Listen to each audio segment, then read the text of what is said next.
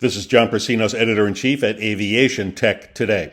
The runway lights are still on, the planes are still there, but the system underneath them is starting to strain, and now the clock is ticking toward a very specific moment, Tuesday night.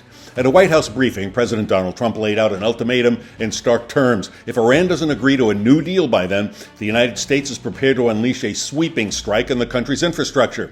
Bridges flattened, power plants knocked offline, the electrical grid effectively erased, with damage so severe it could take decades to rebuild. A fixed deadline, a maximal threat, and a narrow window for anything to change. Because if that line is crossed, this doesn't stay contained.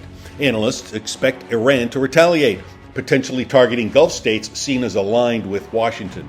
That raises the risk of a broader regional conflict, one that could hit energy corridors, shipping routes, and already fragile alliances at once. And yes, the threat of a nuclear catastrophe is very real. The effects are already showing up. In the Strait of Hormuz, oil flows are tightening. Prices have climbed past $100 a barrel. Jet fuel is rising sharply and becoming less reliable to source.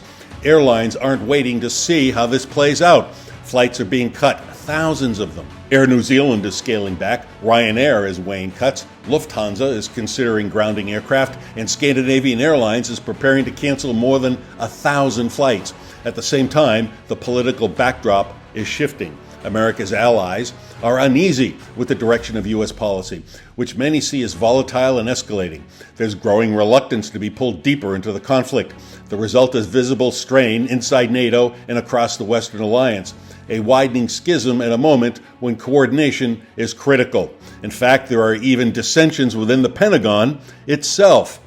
Back in the market, the costs keep mounting. Fuel surcharges are returning, capacity is shrinking, and airlines are being pushed into defensive mode. United alone is facing an additional $11 billion in fuel costs, more than double its most profitable year. So Tuesday night, tonight, isn't just a deadline. It's a pivotal point between containment and escalation, between strained systems and potentially breaking ones. For now, the planes are still flying, but they're flying under an ultimatum. For more on this and other aviation topics, subscribe to my YouTube channel.